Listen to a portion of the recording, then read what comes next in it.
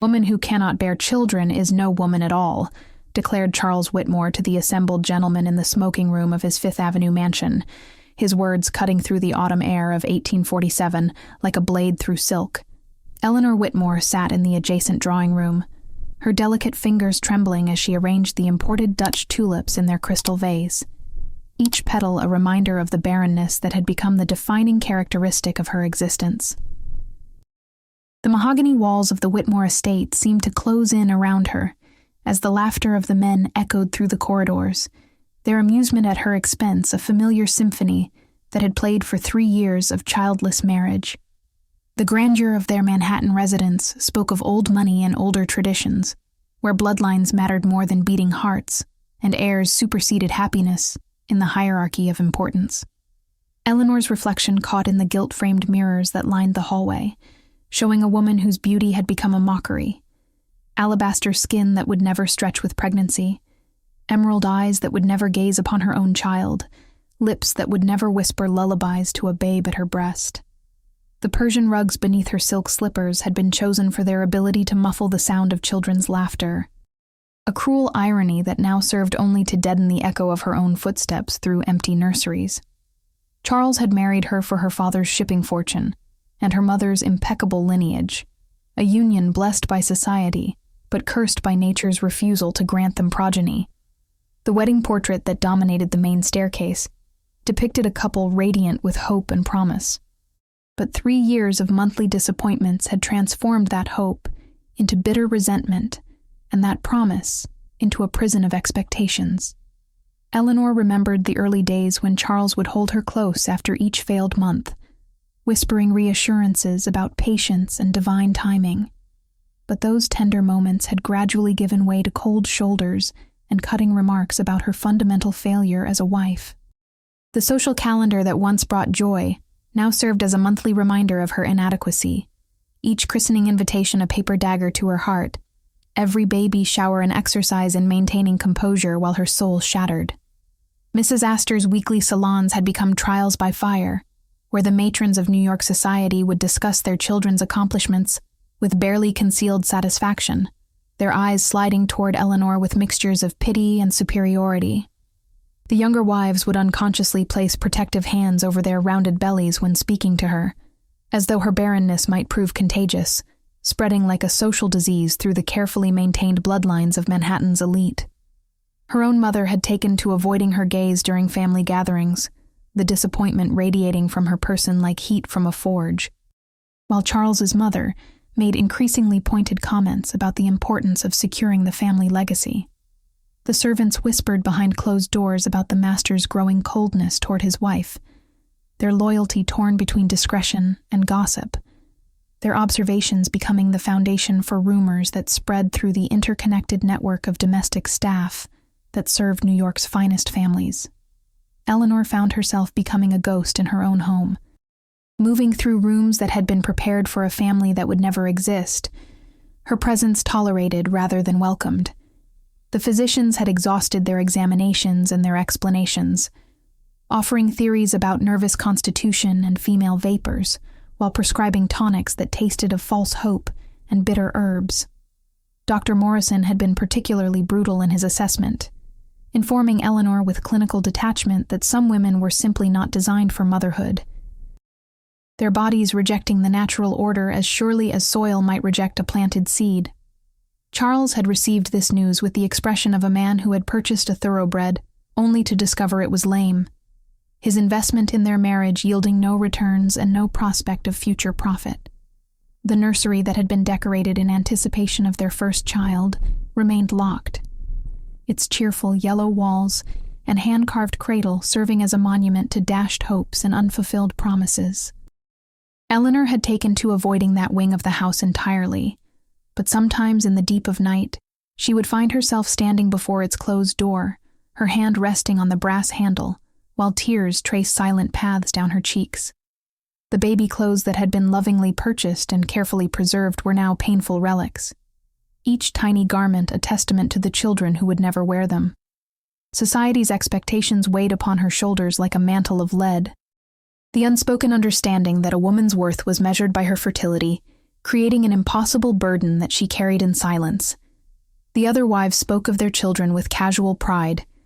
their conversations peppered with references to first steps and first words, while Eleanor could only smile and nod and pretend that each mention didn't feel like a physical blow. Her husband's growing distance was becoming increasingly difficult to disguise. His perfunctory kisses and mechanical embraces serving as public performances that fooled no one who bothered to look closely. The financial security that her marriage had provided felt increasingly precarious as Charles began to make comments about the future of their union and the necessity of considering alternatives. His conversations with his lawyer had become more frequent, their hushed discussions taking place behind closed doors, but their implications clear to anyone who understood the legal complexities of marriage and inheritance in their social circle. Eleanor found herself walking on increasingly thin ice, her position dependent entirely on Charles's continued tolerance of her presence and his reluctance to brave the social scandal that would accompany a divorce. The autumn leaves that carpeted the grounds of their estate seemed to mirror her own sense of seasonal change, the vibrant colors of summer giving way to the browns and grays of a dying year. Her daily walks through Central Park had become exercises in observation rather than participation, watching other families enjoy the simple pleasures that had been denied to her, while she maintained the facade of contentment that society demanded. The changing seasons served as a constant reminder of time's passage and opportunity's loss, each month that passed without conception, feeling like another step toward an inevitable conclusion. Her correspondence with distant relatives had dwindled as the shame of her situation became increasingly difficult to bear, each letter requiring careful navigation around the subject of children and family while maintaining the cheerful tone that social etiquette demanded. The isolation that had begun as a protective measure was now becoming a prison of her own making, her world shrinking to encompass only the most necessary social obligations and the most unavoidable family gatherings. Eleanor found herself caught between the desire to disappear entirely and the need to maintain appearances, her existence becoming a careful balance between visibility and invisibility. The sound of Charles's laughter from the smoking room grew louder as the evening progressed, his voice carrying clearly through the walls as he regaled his companions with stories that undoubtedly featured her as the unfortunate protagonist. Eleanor rose from her seat beside the window, her movements graceful, despite the weight of sorrow that seemed to settle more heavily upon her with each passing day, and made her way toward the main staircase. Unaware that this particular evening would mark the beginning of a transformation that would shake the very foundations of everything she had believed about her worth and her future. The morning following Charles's humiliating declaration brought with it an unexpected visitor, whose arrival would shift the delicate balance of Eleanor's carefully maintained world, like a stone dropped into still water. Duke Ferdinand Alistair Montclair of Ravenshire had crossed the Atlantic on business related to his family's extensive shipping interests, but his presence in the Whitmore drawing room carried with it an air of mystery that seemed to electrify the very atmosphere.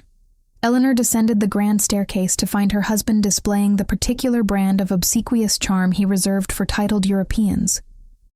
his voice taking on tones of exaggerated refinement as he attempted to impress their distinguished guest with displays of wealth and sophistication. The Duke himself presented a striking figure that seemed to command attention without demanding it, his bearing suggesting a man accustomed to deference, but not dependent upon it for his sense of self-worth. His dark hair showed traces of silver at the temples,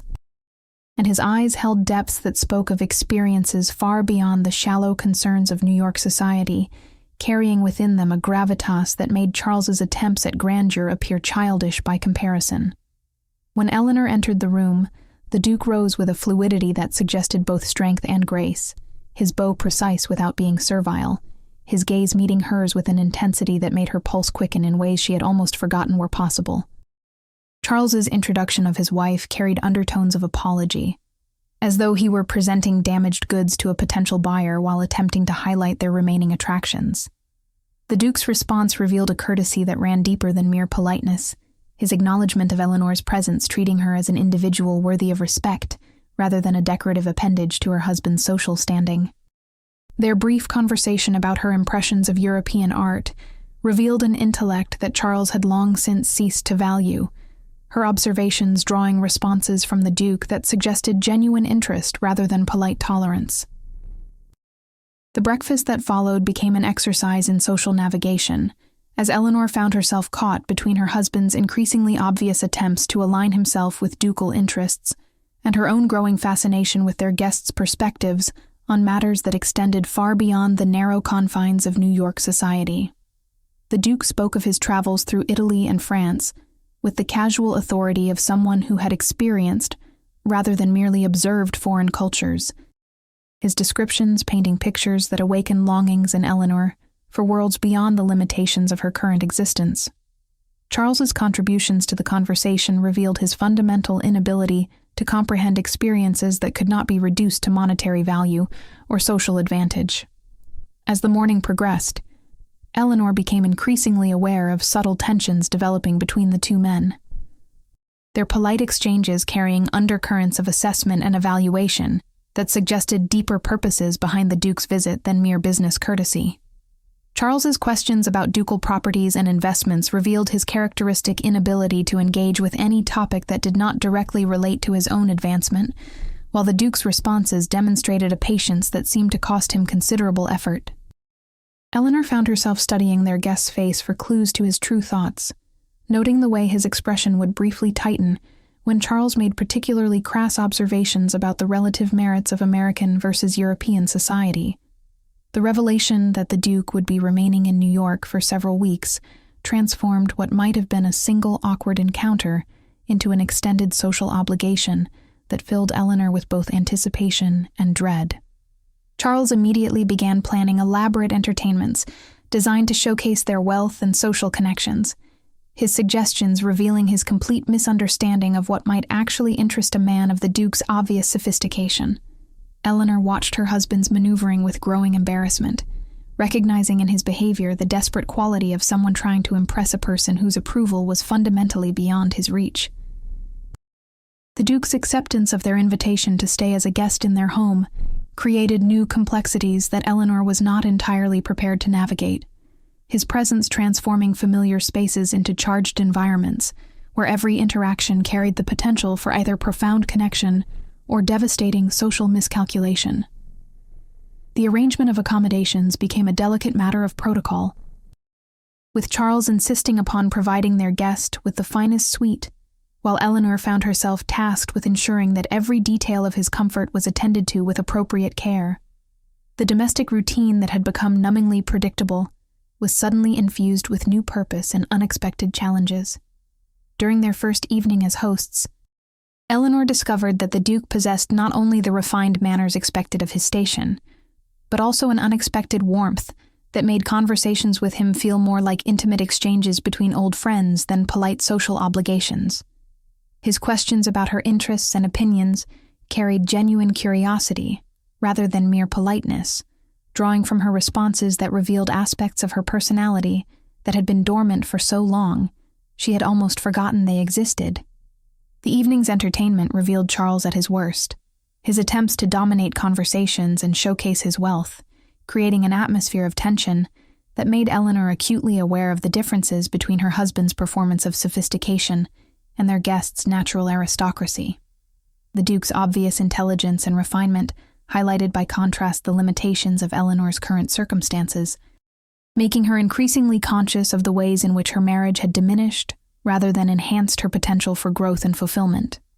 His casual references to literary works and philosophical concepts that she had once studied with passion reminded her of intellectual pursuits that had been gradually abandoned in favor of the social obligations that defined a proper wife's existence. The realization that she had allowed herself to become intellectually stagnant came as a shock that was both painful and strangely liberating, awakening desires for mental stimulation that had been buried beneath years of domestic routine. As the days passed, Eleanor found herself looking forward to the Duke's presence with an intensity that troubled her, even as it brought unexpected joy to previously mundane activities. His appreciation for art and literature created opportunities for conversations that nourished parts of her spirit that had been starving for years, while his interest in her opinions made her feel valued as an individual, rather than merely tolerated as a social necessity. The growing contrast between the respect and attention she received from their guest and the increasing coldness of her husband's treatment became impossible to ignore, creating internal conflicts that she struggled to resolve within the moral framework that had guided her life. The whispered conversations between Charles and his business associates began to take on new significance as Eleanor became aware that their guest's presence was connected to matters far more complex than simple social courtesy. The Duke's questions about shipping routes and warehouse facilities suggested business interests that intersected with Charles's own enterprises, while her husband's increasingly fawning behavior indicated his awareness that significant opportunities might depend upon making favorable impressions. Eleanor found herself caught in the middle of negotiations whose full implications she could only guess at. Her role reduced to that of an ornamental hostess, whose primary function was to create an atmosphere of domestic tranquility that might facilitate successful business relationships. The evening concluded with Eleanor standing at her bedroom window, watching the Duke take his customary walk through their gardens while Charles conducted loud conversations with his associates in the study below, the contrast between the two men's approaches to evening relaxation, serving as yet another reminder of the fundamental differences in their characters that were becoming increasingly difficult to ignore. The devastating revelation arrived with Charles's lawyer on a Tuesday morning that dawned gray and forbidding, carrying with it the weight of legal documents that would shatter Eleanor's world as thoroughly as a hammer through crystal. Mr. Pemberton's presence in their breakfast room brought with it an atmosphere of grim formality that made even the Duke's polite conversation feel strained and artificial. His papers arranged with the precision of a man delivering a death sentence while maintaining the pretense of civilized discourse. Eleanor's hands trembled imperceptibly as she poured tea, some premonition warning her that the morning's business would forever alter the landscape of her existence, though the true scope of the catastrophe remained hidden behind legal language and masculine conspiracy. Charles's announcement that their marriage would be dissolved on grounds of her failure to provide an heir came delivered with the casual brutality of a man discussing the disposal of unproductive livestock, his words falling into the morning air like stones into a peaceful pond, creating ripples of shock that spread outward to encompass every aspect of Eleanor's carefully constructed reality. The Duke's face went rigid with controlled anger, his coffee cup settling into its saucer, with a sound that seemed to echo through the sudden silence like a gunshot, while Eleanor felt the blood drain from her face as the full implications of Charles's declaration penetrated her consciousness like ice water through her veins. The legal documents that Pemberton spread across the mahogany table told the story of her reduction from wife to unwanted burden, each clause and provision stripping away another layer of security and dignity, until she stood revealed as nothing more than a failed investment whose time had come for liquidation. Charles had been thorough in his preparations, arranging for her to receive a modest allowance that would permit survival but not comfort, securing her removal from their shared social circle while maintaining his own position through careful management of public perception. The man who had once promised to love and cherish her now spoke of her dismissal with the same emotion he might display when discarding last season's wardrobe. Eleanor's attempts to speak were met with Charles's cold insistence that the matter had been decided and required no discussion, his attitude suggesting that her opinions on the dissolution of their marriage were as irrelevant as those of a child who had been informed of adult decisions beyond her comprehension. The Duke's interjection that such matters deserved more delicate consideration was dismissed with barely concealed irritation, Charles's response revealing his view that European nobility might hold opinions but lacked authority in American domestic affairs. The breakfast room that had been a place of morning peace became a tribunal where Eleanor's worth as a human being was being calculated in terms of her reproductive failures. The revelation that Charles had already identified a replacement wife came as an additional blow that left Eleanor gasping for air like a fish pulled from water. The young woman in question being the 19-year-old daughter of a railroad magnate whose fertility was assumed rather than proven, but whose family connections promised advantages that Eleanor could never provide. The casual manner in which Charles discussed this future union, as though Eleanor were already a memory rather than a living woman sitting mere feet away, demonstrated a callousness that shocked even her reduced expectations of his character. The Duke's face had become a mask of barely controlled rage, his knuckles white where his hands gripped the edge of the table. The practical arrangements for Eleanor's removal from their home were outlined with the efficiency of a business transaction. Her personal belongings to be packed and shipped to a modest boarding house that would serve as her new residence while legal formalities were completed. Charles had even arranged for a small staff reduction that would eliminate the servants most loyal to Eleanor, ensuring that no witnesses to his treatment of her would remain to potentially complicate his narrative of the marriage's failure. The systematic nature of his planning revealed months of preparation, making Eleanor realize that her dismissal had been inevitable long before this morning's formal announcement. The Duke's request for a private word with Charles was met with suspicious reluctance, their withdrawal to the study leaving Eleanor alone with the legal documents that spelled out her future in terms as cold and impersonal as a business contract. The raised voices that penetrated the study's closed doors suggested heated disagreement, though the specific words remained unclear. While Eleanor sat in shocked paralysis, her mind struggling to process the speed with which her entire existence had been dismantled. The sound of their argument was punctuated by the tick of the mantel clock, each second marking another moment of her old life slipping away into irrecoverable past. When the two men returned to the breakfast room, the Duke's expression had transformed into something that suggested barely restrained violence, while Charles wore the smug satisfaction of a man who believed himself to hold all the advantages in any negotiation. The announcement that the Duke would be departing their hospitality immediately came as no surprise, though the formal politeness of his farewell to Eleanor carried undertones that she could not quite interpret, his bow deeper than protocol required, and his grip on her hand lasting longer than social convention dictated.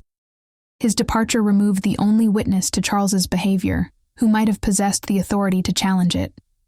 The afternoon brought a parade of servants tasked with packing Eleanor's belongings, their faces carefully neutral, as they folded her dresses and wrapped her small treasures,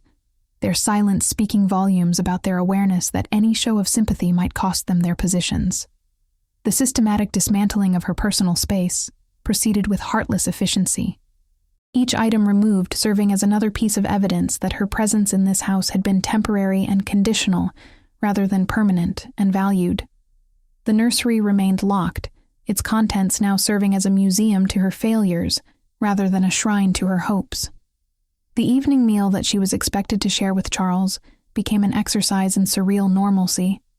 his conversation proceeding as though nothing of significance had occurred, while Eleanor struggled to swallow food that tasted like ash and respond to observations that seemed to come from another world entirely. His casual mention of the dinner party they would host the following week to introduce his intended new wife revealed a social calendar that had been planned around her absence, her replacement already being prepared to step into the role she was being forced to vacate. The wine he poured for her carried the bitter taste of a last meal. The night brought no sleep, only hours of staring at the ceiling while contemplating a future that held nothing but uncertainty and diminished prospects, her mind cycling through the day's revelations while searching desperately for some alternative to the fate that had been chosen for her. The sound of Charles's satisfied snoring from the adjoining room served as an auditory reminder of how completely her distress had failed to disturb his peace, while outside her window the city lights twinkled with the indifference of a world that would continue its business whether Eleanor Whitmore existed or not. Tomorrow would bring the beginning of an exile that she was neither prepared for nor equipped to navigate, her transformation from wife to discarded woman now complete and irreversible. The modest boarding house on East 23rd Street, where Eleanor found herself deposited, represented a fall from grace so precipitous that she might have laughed at its absurdity had she possessed any laughter left to give. Mrs. Hartwell, the establishment's proprietress, greeted her new resident with the particular mixture of sympathy and suspicion reserved for ladies of formerly good family who had experienced financial reversals, her sharp eyes taking inventory of Eleanor's reduced circumstances while maintaining the pretense of maternal concern. The small room that would serve as Eleanor's entire world contained a narrow bed, a washstand, and a single window that offered a view of the building's interior courtyard, where laundry lines created geometric patterns against the gray November sky. The reality of her situation settled upon Eleanor like a physical weight as she unpacked her few remaining possessions into the room's single wardrobe, each familiar object seeming to shrink in significance when removed from the context of her former home. The jewelry that had once adorned her for social occasions now represented her only source of potential income. though the thought of selling pieces that had been wedding gifts created a knot of nausea in her stomach that she struggled to suppress. Her morning toilette, once assisted by a lady's maid, and performed with the leisure that unlimited time afforded, now became a hurried affair conducted with cold water and harsh soap that left her skin feeling raw and unfamiliar. The other residents of Mrs. Hartwell's establishment proved to be a collection of women whose circumstances varied, but whose common denominator was the absence of male protection that society deemed essential for female survival. Miss Cordelia Winters, a former governess whose charges had grown beyond her services, shared the adjoining room and possessed a bitter wisdom about the realities of genteel poverty that she dispensed with the regularity of a physician prescribing medicine. Mrs. Adelaide Foster, a widow whose husband's debts had consumed her inheritance, occupied the corner room and maintained her dignity through elaborate pretenses about temporary arrangements and expected reversals of fortune. Eleanor's attempts to secure respectable employment revealed the cruel limitations that society placed upon women of her class and circumstances,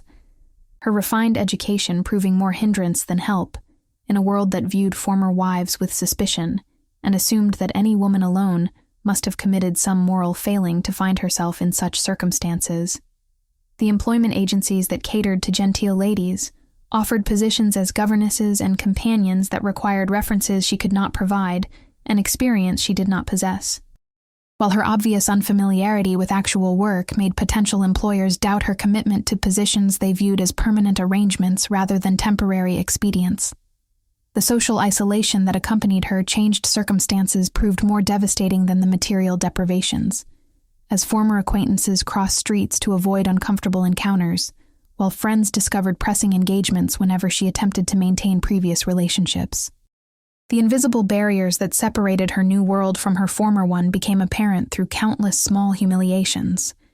The way shopkeepers' attitudes shifted when they realized she was examining prices rather than making selections. The manner in which restaurant staff evaluated her clothing before deciding whether she merited their attention. The careful assessment that preceded every social interaction as people determined whether association with her might damage their own reputations. 3 weeks into her exile, Eleanor received an unexpected caller whose appearance in Mrs. Hartwell's shabby parlor created a sensation among the other residents and drew curious glances from the street-facing windows. Duke Ferdinand's arrival came announced by a footman whose livery seemed incongruous against the boarding house's faded wallpaper, his presence transforming the humble space into something approaching grandeur through the simple fact of his occupation of it. Eleanor's shock at seeing him again was compounded by her acute awareness of how her circumstances had changed since their last meeting, her simple day dress and unadorned hair serving as stark reminders of how far she had fallen from the woman who had once entertained him in mahogany-paneled drawing rooms. The Duke's manner toward her remained unchanged despite her altered circumstances, his greeting carrying the same respectful warmth that had characterized their previous interactions,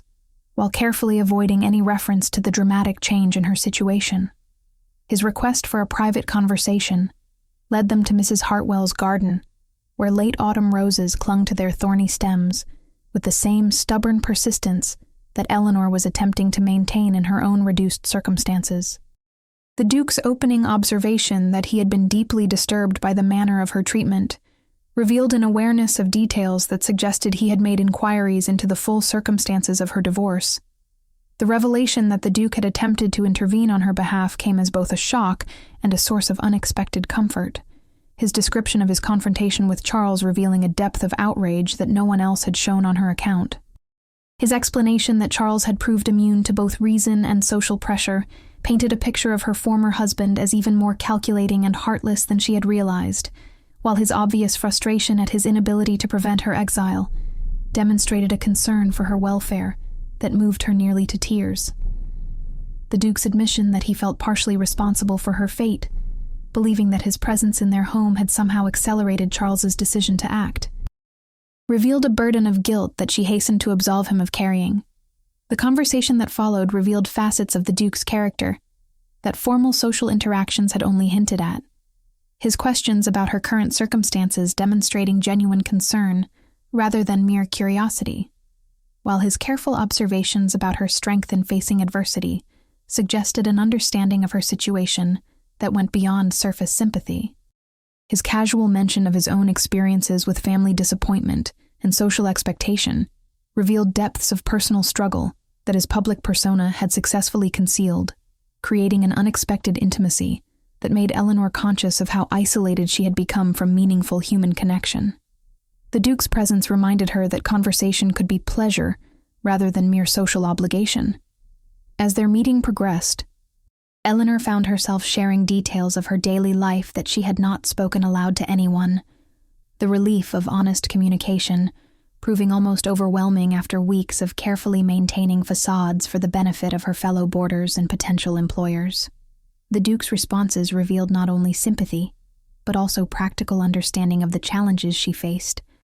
his questions suggesting familiarity with the realities of reduced circumstances that seemed surprising in a man of his obvious wealth and position. His observations about the strength required to face social exile with dignity made her realize that she had been surviving challenges that might have defeated someone with less inner resources.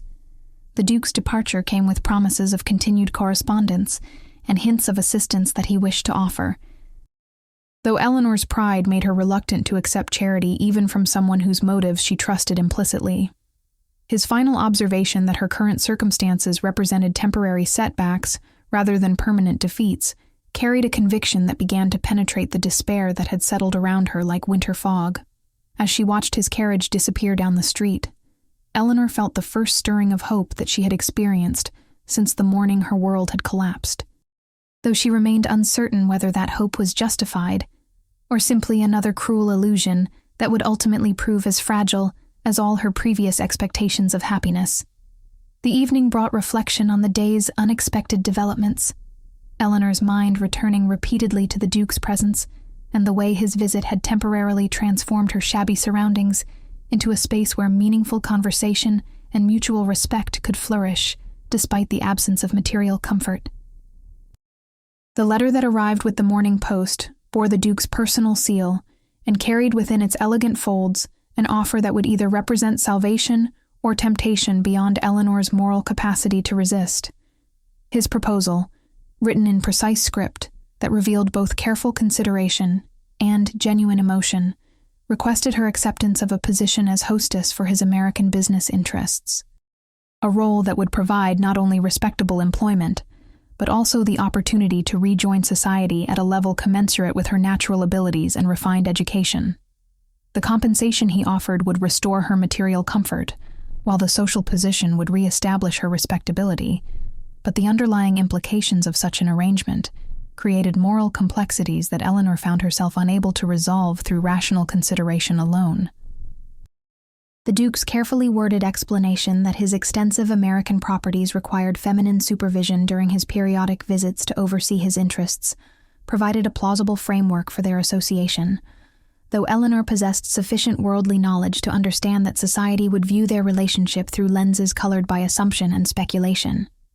His assurance that her reputation would be protected through the presence of appropriate chaperonage and his own family connections offered some comfort,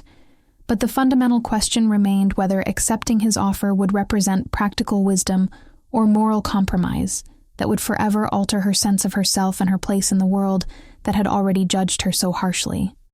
The alternative to his offer stretched before Eleanor like a desert of endless privation and diminishing prospects, her current circumstances providing daily evidence of the relentless erosion that awaited women without male protection or independent means of support.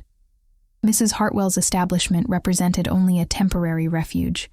Her modest savings would soon be exhausted,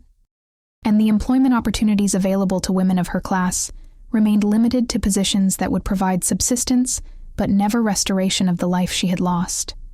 The Duke's proposal offered not merely survival, but the possibility of dignity and purpose, though accepting it would require abandoning the strict moral code that had guided her previous decisions. The days following the letter's arrival became exercises in internal warfare, as Eleanor weighed the competing demands of practical necessity against moral principle, her mind cycling through arguments that seemed to shift in validity depending upon her emotional state and the particular hardships that each day brought. Miss Winters's blunt observation that pride made poor company during cold winters carried uncomfortable truth. while Mrs. Foster's romantic insistence that true ladies must preserve their virtue, regardless of consequences, reflected ideals that Eleanor found increasingly difficult to maintain when faced with the harsh realities of her actual situation, rather than the theoretical standards of moral philosophy. Eleanor's attempts to seek guidance through prayer and contemplation yielded no clear direction. The silence that greeted her desperate entreaties seeming to suggest either divine indifference or divine expectation that she possessed the wisdom to navigate moral complexities without supernatural intervention. The Duke's follow-up note, inquiring whether she required additional time for consideration, carried undertones of understanding that suggested his awareness of the difficult position his offer had created, while his gentle reminder that his business required resolution within the week added temporal pressure that made extended deliberation impossible rather than merely inadvisable. The evening that would demand her final decision arrived with winter's first snow, the white crystals transforming the boarding house's dingy exterior into something approaching beauty while creating atmospheric conditions that seemed to emphasize the stark nature of the choice she faced. Eleanor's window offered a view of the street where carriages passed, carrying occupants whose comfortable circumstances reminded her of everything she had lost, while the cold that penetrated the inadequately heated building served as a physical reminder of the deprivations that awaited if she allowed pride to override pragmatism in her decision-making process. The Duke's unexpected appearance in Mrs. Hartwell's parlor that evening came without advance notice, his presence creating the same transformation of shabby space into distinguished setting that had marked his previous visit, though this time Eleanor sensed an urgency in his manner that suggested the importance of their conversation extended beyond mere business courtesy. His explanation that circumstances required his departure for England within days created a deadline that eliminated the possibility of further deliberation, while his careful observation that he would understand if she found his proposal unacceptable revealed a consideration for her feelings that made her decision even more difficult to reach through purely rational analysis. The private conversation that followed took place in the boarding house's small library, where dusty volumes and worn furniture provided an unlikely setting for a discussion that would determine the trajectory of Eleanor's future life and the nature of her relationship with a man whose character she had come to respect, but whose intentions remained partially mysterious. The Duke's explanation of his own situation revealed complexities that Eleanor had not previously considered, his responsibilities to properties and dependents that required constant attention, his obligations to family members whose welfare depended upon his business success, and his personal isolation in a world where his title attracted interest in his position, rather than affection for his person. His admission that their acquaintance had provided him with companionship that he had found nowhere else created an intimacy that transformed their conversation from a business discussion into something approaching a mutual confession of need and loneliness. Eleanor's recognition that her own isolation had been partially alleviated by their correspondence revealed the depth of connection that had developed, despite the brevity of their actual time together, while his careful acknowledgement that society would inevitably attach romantic significance to their association demonstrated his awareness of the complications that acceptance of his offer would create for both of them. The Duke's final argument that Eleanor's talents and intelligence were being wasted in her current circumstances carried a conviction that penetrated her defenses more effectively than appeals to financial necessity or social advantage. His observation that she possessed abilities that could contribute meaningfully to endeavors beyond mere survival, offering a vision of purpose that she had not dared to imagine since her exile began. His promise that their association would be governed by mutual respect rather than obligation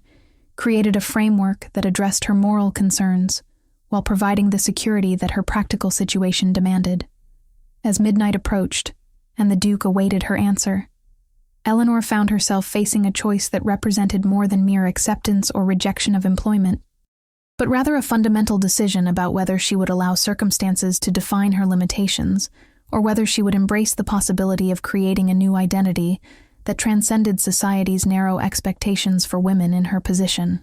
The Duke's patient silence as she wrestled with her final decision demonstrated a respect for her autonomy that contrasted sharply with the dismissive attitude that had characterized her treatment by others,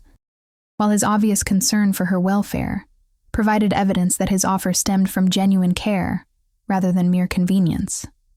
Eleanor's acceptance of the Duke's proposal came delivered in words that carried both gratitude and trepidation, her voice steady despite the magnitude of the change she was embracing as she committed herself to a future that would require courage, wisdom, and faith in possibilities that existed beyond the boundaries of conventional respectability. The Duke's evident relief at her decision revealed the extent to which her answer had mattered to him personally, while his immediate discussion of practical arrangements demonstrated his commitment to protecting her reputation and ensuring her comfort within their new association. As she prepared to leave behind the safety of moral certainty for the uncertain territory of pragmatic compromise, Eleanor felt the first stirrings of excitement that she had experienced since her world had collapsed, though whether that excitement represented hope or merely the intoxication of desperate decision remained to be determined by the choices that lay ahead. The transformation of Eleanor's circumstances began with her relocation to the Duke's Manhattan residence, a stately townhouse on Madison Avenue whose elegant appointments and efficient staff represented a return to material comfort that felt simultaneously familiar and foreign after her weeks of genteel poverty. The position she had accepted proved more complex and rewarding than their initial discussions had suggested, encompassing not merely hostess duties, but genuine partnership in the management of social and business relationships that formed the foundation of the Duke's American enterprises. Her natural intelligence and refined education, qualities that had been dismissed as ornamental in her marriage, now became essential tools for success in endeavors that demanded both intellectual acuity and social sophistication. The Duke's household operated with a level of efficiency and discretion that reflected his understanding of the delicate nature of their arrangement. Mrs. Margaret Thornton serving as both housekeeper and chaperone, whose presence provided the propriety that social convention demanded, while her competent management freed Eleanor to focus on duties that utilized her abilities rather than merely occupying her time. The staff's respectful treatment of Eleanor as the lady of the house demonstrated the Duke's commitment to establishing her authority and protecting her dignity, while their obvious loyalty to their employer created an atmosphere of mutual respect that Eleanor had never experienced in her previous domestic environment. Eleanor's first major social challenge came in the form of a dinner party for investors whose support the Duke required for his shipping expansion, the evening demanding she navigate conversations about commerce and finance while maintaining the gracious demeanor that would encourage continued business relationships. Her success in drawing out the interests and concerns of guests who initially viewed her with skepticism proved instrumental in securing agreements that had seemed unlikely at the evening's beginning, while her ability to translate complex business concepts into accessible conversation demonstrated intellectual capabilities that earned genuine respect rather than mere polite acknowledgement. The Duke's obvious satisfaction with her performance created a partnership dynamic that felt both professionally rewarding and personally fulfilling. The social complications that Eleanor had anticipated began to manifest as word of her new situation spread through New York's interconnected network of gossip and speculation, though the reactions proved more varied than she had expected. Some former acquaintances demonstrated surprising support for her practical decision to secure respectable employment, while others displayed the predictable moral disapproval that she had prepared herself to endure with as much grace as possible. The Duke's title and reputation provided some protection from the most vicious forms of social criticism, though Eleanor remained acutely aware that their association would be subject to constant scrutiny and interpretation by those who sought evidence of impropriety in every interaction. The development of their working relationship revealed aspects of the Duke's character that formal social encounters had only hinted at, his business dealings demonstrating a combination of shrewd intelligence and ethical consideration that contrasted sharply with the purely profit-driven approach that had characterized Charles's commercial activities. Eleanor found herself genuinely interested in the Duke's enterprises, her involvement extending beyond mere social facilitation to include meaningful contributions to strategic planning and relationship management that drew upon insights and abilities she had not known she possessed. The sense of purpose that accompanied useful work proved more satisfying than any of the decorative pursuits that had previously occupied her time. As winter deepened into the harsh months that made Manhattan society retreat into intimate gatherings and careful social selection, Eleanor's position in the Duke's household became increasingly established and accepted by those whose opinions carried weight in determining social standing. Her success in hosting smaller soirees that combined business discussion with cultural refinement created a reputation for intelligent conversation and gracious hospitality that attracted guests based on merit rather than mere obligation. The Duke's obvious reliance upon her judgment in matters both social and commercial demonstrated a level of trust and respect that Eleanor had never experienced in any previous relationship. The personal dimension of their association remained carefully maintained within boundaries that protected both their reputations and their own emotional equilibrium, though Eleanor found herself increasingly aware of the deeper connection that had developed through their shared work and daily proximity. The Duke's consideration for her comfort and happiness extended beyond mere employer obligation to encompass genuine concern for her welfare and growth, while his interesting in her opinions and observations created an intellectual partnership that nourished aspects of her mind that had long been neglected. Their evening conversations over dinner often extended late into the night, as they discussed everything from literature and philosophy to the practical challenges of managing international business relationships. The unexpected arrival of a letter from Charles's lawyer in February brought news that would test the stability of Eleanor's new life and force her to confront aspects of her past that she had hoped to leave permanently behind. The communication informed her that Charles's intended marriage had been postponed indefinitely following revelations about his financial situation that had emerged during prenuptial negotiations, while his business difficulties had created circumstances that might affect even the modest settlement that their divorce had provided. The implication that Eleanor might be called upon to provide testimony regarding Charles's assets and debts created legal complications that threatened to expose details of her current arrangement to public scrutiny. The Duke's reaction to this development demonstrated both protective instincts and practical wisdom, as he immediately engaged his own legal counsel to ensure that Eleanor's interests would be adequately represented without compromising her current position or future security. His suggestion that they might need to consider more permanent arrangements to protect her from potential legal vulnerabilities introduced possibilities that they had previously avoided discussing, though the context of legal necessity, rather than romantic inclination, made such conversations feel both more urgent and more complicated. Eleanor found herself contemplating a future that might involve even greater intimacy with a man whose character she had come to trust completely, but whose full intentions remained partially mysterious. The spring season brought new social opportunities and challenges as Eleanor's reputation as an accomplished hostess attracted invitations that would test her ability to maintain her position while navigating the complex currents of New York society's judgment and acceptance.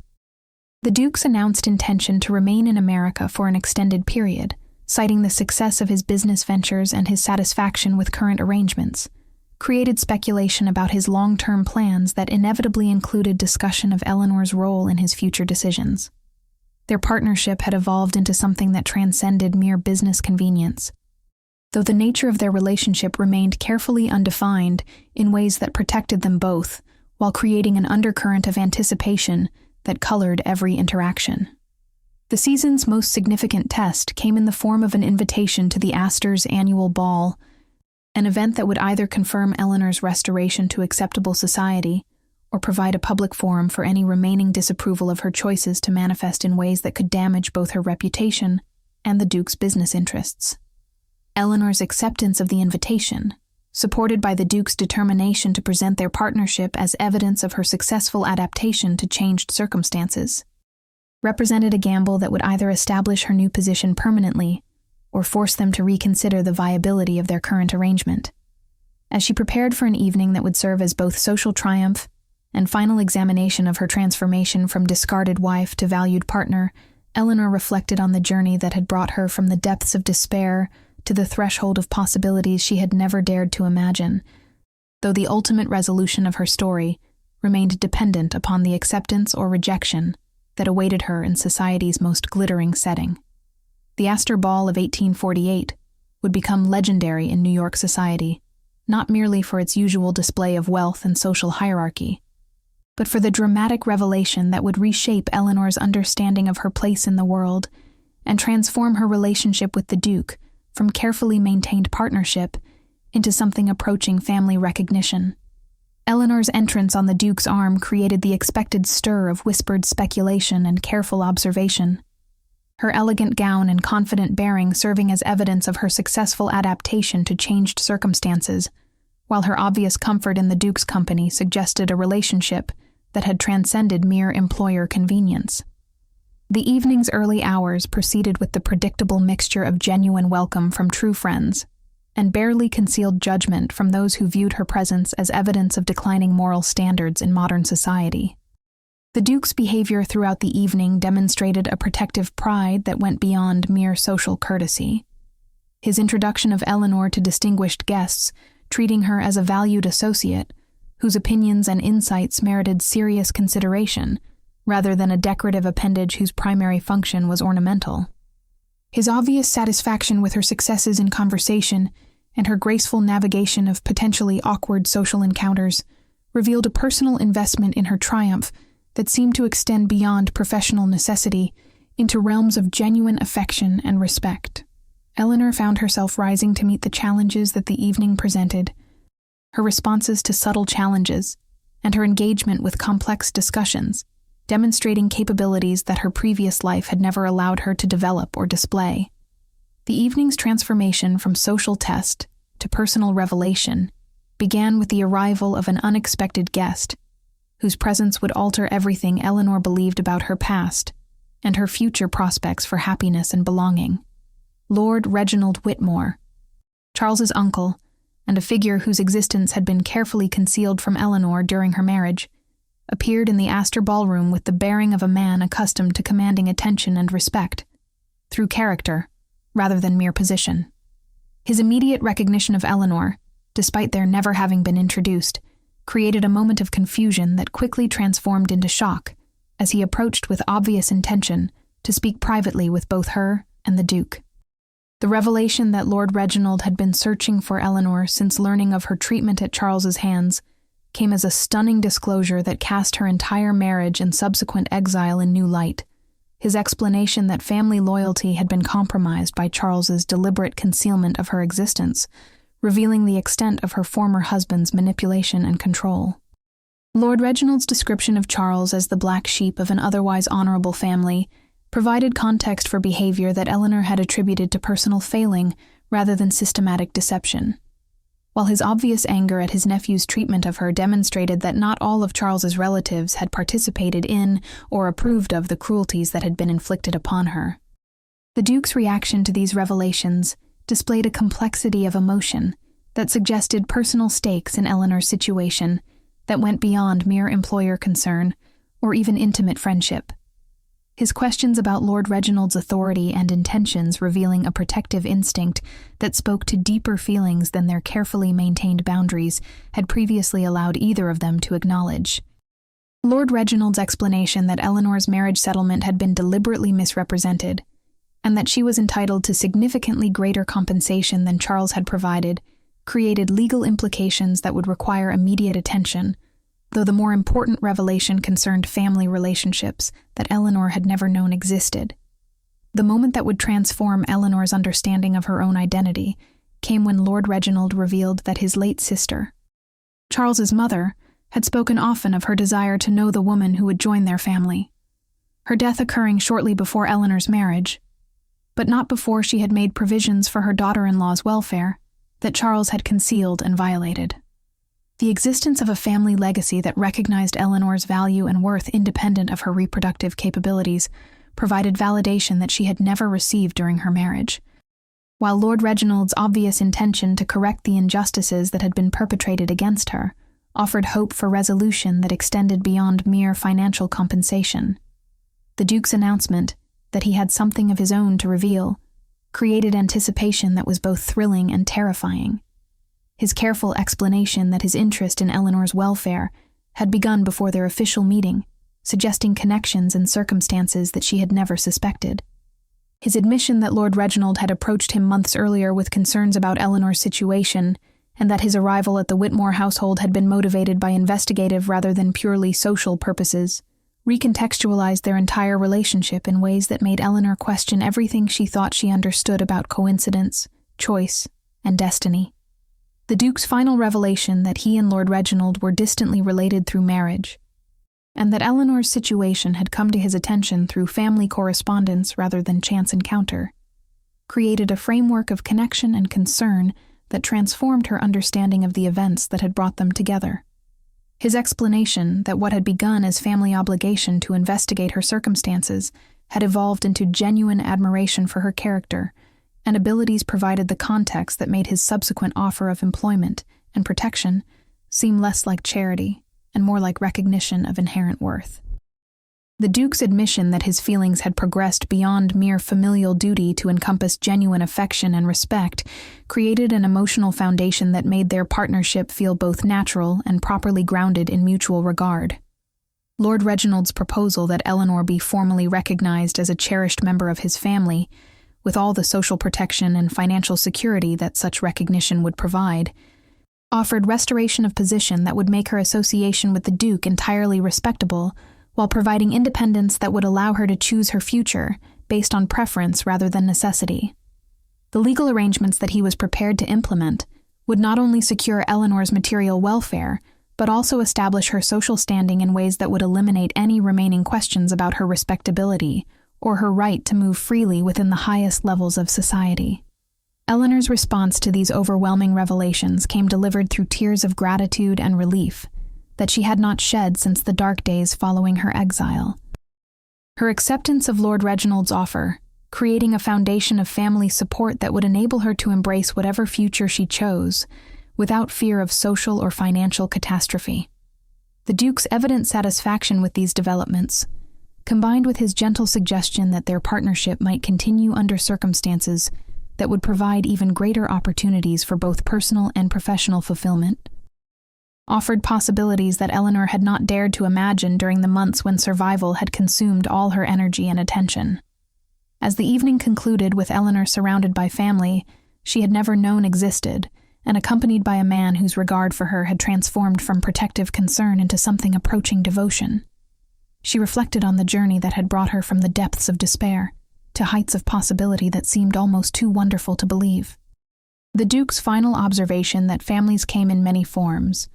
and that the bonds of choice and affection often proved stronger than those of blood and obligation, provided the perfect framework for understanding how catastrophic loss had ultimately led to discoveries about love, worth, and belonging that would never have been possible within the constraints of her previous life.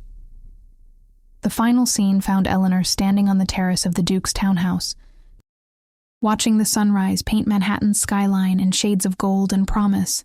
while contemplating a future that held infinite possibilities for happiness, purpose, and the kind of love that recognized and celebrated her true worth, rather than measuring her value by narrow social standards. Her transformation from discarded wife to cherished family member and valued partner represented more than mere restoration. It constituted a complete reimagining of what life could offer when built upon foundations of mutual respect, genuine affection, and the courage to embrace possibilities that existed beyond conventional expectations. Eleanor's story serves as a testament to the truth that sometimes our greatest losses lead us to our most profound discoveries about ourselves and our capacity for growth, while demonstrating that real family is found not in blood relations or legal contracts, but in the hearts of those who choose to see our worth and celebrate our potential. Her journey from humiliation to honor, from isolation to belonging, reminds us that our darkest moments often serve as the crucible in which our strongest selves are forged, and that the love we find after loss carries a depth and authenticity that can transform not only our own lives, but the lives of everyone fortunate enough to share in our joy. If Eleanor's story has moved your heart and reminded you of the resilience that lies within us all, please consider subscribing to our channel for more tales of courage, transformation, and the unbreakable human spirit that finds light even in the darkest circumstances.